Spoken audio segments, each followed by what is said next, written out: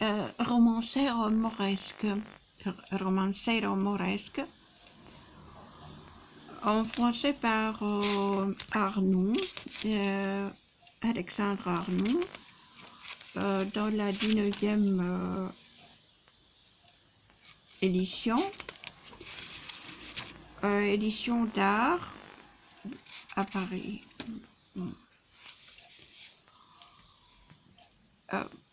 Gazule, fourbis ma cotte de maille, fais vite page, ne tarde pas, car pour le feu qui me possède, le plus prompt est encore lent. On lève de ma toque les plumes vertes qu'Azarque m'a données le jour de son mariage. Elles sont devenues du vent. Tu y piqueras des plumes noires avec cette devise: le poids du plomb est dans mon âme. Les diamants de ma marlotte jaune, remplace-les par du geyse fin et sombre. Le jaune et le noir de mon vêtement seront la marque de mon désespoir. Donne-moi des brodequins plats sans garniture. Il est juste que je me rapetisse, puisque la terre me manque. Passe-moi ma lance de guerre, à de grands fers trempés par le sang chrétien. Le sang mort ne tardera pas à les rougir, car j'ai dessein de transpercer encore de part en part, peins à mon baudrier en sabre le meilleur de mes dits dans une gaine noire. Ce cheval qui m'a payé en rançon de son père, le chrétien de Jeun, fais-le ferrer s'il ne l'est pas. Tu changeras les courroies des éperons et noirciras les mailles avec de l'encre. Ainsi parlait Gazule. En triste mardi soir, il avait appris la nouvelle que sa belle mauresque Zaïda épousait le lendemain son ennemi Albenzaïd, mort riche et d'extraction basse. Mais la richesse a vaincu 3 ans de soins et d'amitié. Le page a apporté ce que demandait Gazule, qui commence à s'armer. Puisque l'amour l'a désarmé, il s'arme contre l'amour. Vénus se lève quand il sort de Sidonia et chevauche vers Gérès. Gazule chemine désespéré, il sort d'un lignage noble, et sa dame l'a abandonné parce qu'il est pauvre. Elle l'épouse cette nuit un mort, laid et stupide, gouverneur à Séville de l'Alcazar et de la Tour. Gazule déplore son destin et l'écho de sa plaine lui répond. L'écho de la plaine lui répond. Zaïda, plus violente que la mer qui engloutit les navires, plus dure et plus inexorable que les entrailles des morts. Comment permets-tu qu'une main étrangère se pare des gages de mon âme? Est-il possible que tu t'enflammes à l'écorce d'un chêne et que tu laisses dépouiller de fruits et de fleurs l'arbre qui est tien? Tu abandonnes, Gazule, les 3 ans d'amour. Tu donnes ta main à Albenzaïd, que tu connais à peine. Tu abandonnes un pauvre très riche et choisis un riche très pauvre. Plaise à Allah, ennemi, qu'il te haïsse et que tu l'adores, que tu soupires de jalousie et pleures de son absence, que tu l'emportunes au lit et le fâches à table.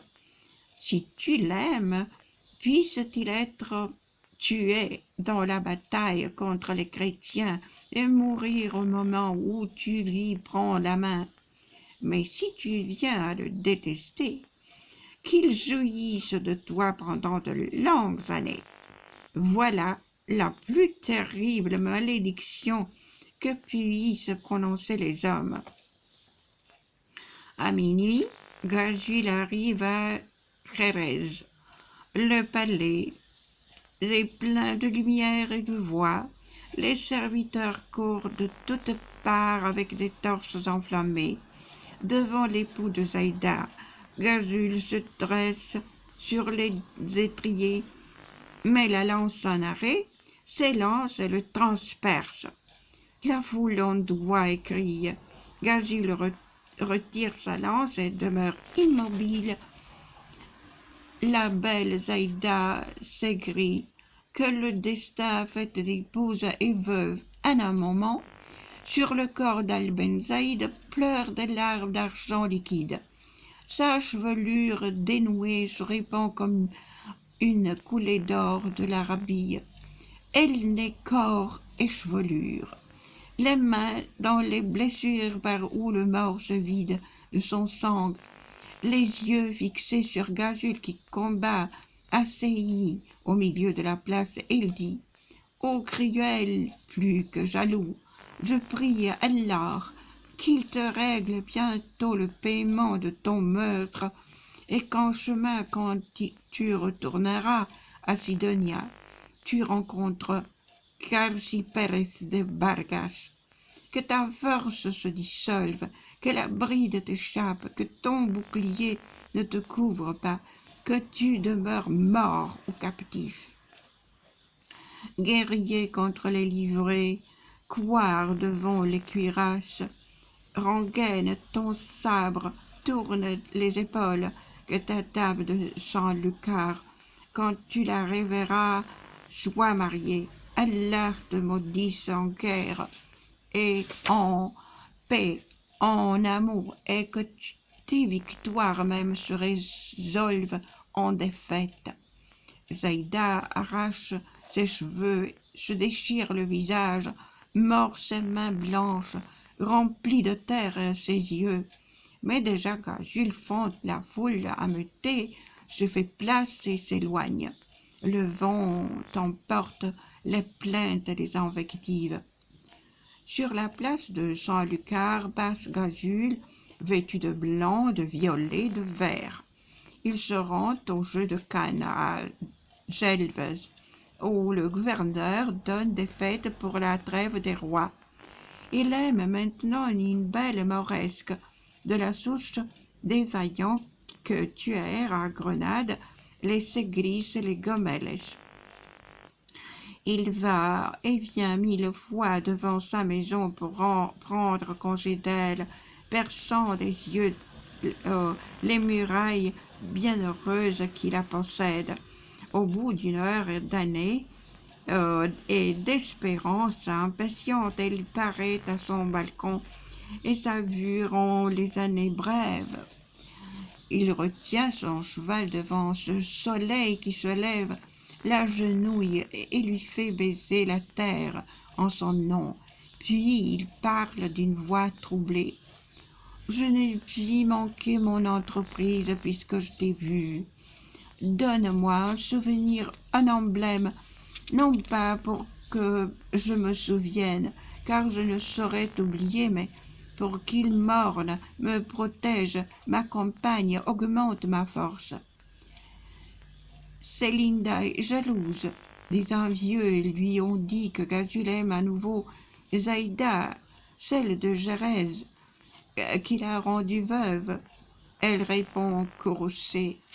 Puissant au jeu de canne, des lances secrètes t'atteindre, afin que tu meures comme tu mens, que tu sortes sur un brancard de la place où tu vas pour vaincre les dames, qu'au lieu de te pleurer, celle que tu trompes rie de ta mort.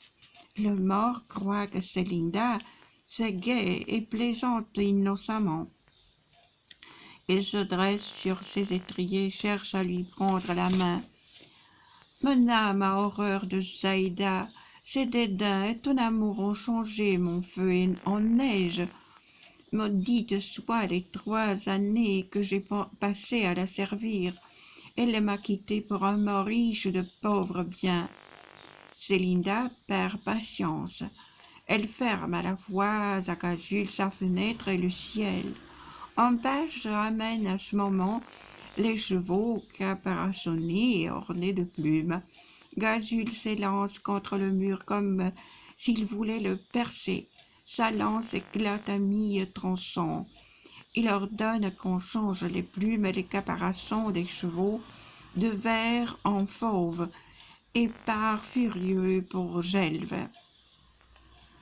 Pareil à un brave taureau qui gratte le sable roux, le mort va désespéré sur une jument alezane qui porte un caparaçon fauve en témoignage des angoisses de son maître. Il a changé de le vert et le blanc contre de l'oranger et du noir, et le violet amoureux en rage cruelle et noire. Il revêt une marlotte bleu sombre, nuance des ciels de deuil et de tristesse.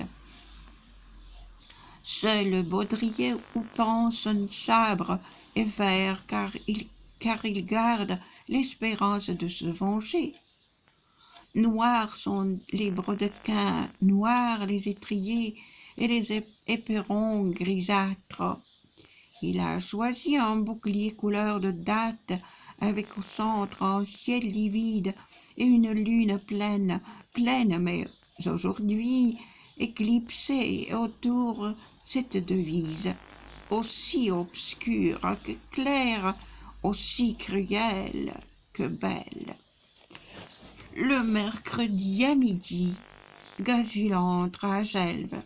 Il va droit à la place et prend part au jeu de canne. Les dames ne le reconnaissent pas.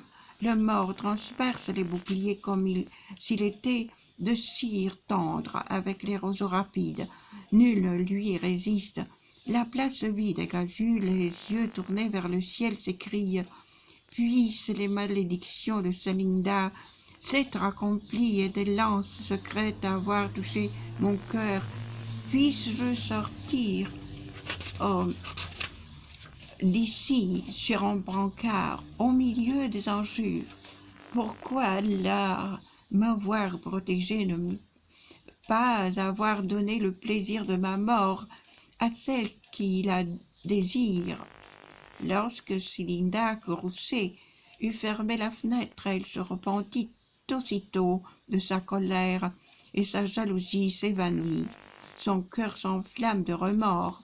Elle veut voir Gazule, lui demander pardon, le consoler de sa peine. Changement soudain. Jalousie, remords, violence, tendresse, ce sont les figures des ballets de l'amour, et ceux qui aiment les dansent souvent. Dès qu'elle apprend que Gazule est revenu de Gelve, elle envoie son page lui annoncer qu'elle l'attend. 3 fois Gazule demande au page s'il se moque. À la 4e, il le suit. Il trouve Célinda dans un jardin planté de marjolaine. Elle cueille les violettes bleues et compose un bouquet de roses, muscade blanche et de jasmin. Le mort, en le voyant, ferme à demi les yeux comme s'il sortait des ténèbres et arrivait au soleil. Célinda, un peu rouge et troublée, lui prend la main. Gazule dit que, si je me souviens encore de celle de Jarès, une lance me meurtrisse comme j'ai tué jadis l'époux de Zaïda, que je te vois dans les bras de celui dont je suis jaloux, et que sous mes yeux ils jouissent de tes plus tendres faveurs. Si ton image ne remplit sans cesse mes pensées. Célinda donne à Gazule une toque ornée de saphir et d'émeraude pour manifester que les jalousies sont mortes et que les espérances vivent. Une coiffe neigeuse surmontée de plumes blanches et vertes, une lance orangée couleur de girouette, puisque la girouette annonce aussi le bon temps, le beau temps, et des brodequins d'orpaille qui témoignent qu'il foule aux pieds la méfiance. Célinda est certaine que Gazule a oublié l'ingrate Zaïda. Gazule ne doute pas de l'amour de Célinda. Les soupçons glacés fondent. Deux vies s'abandonnent l'une à l'autre.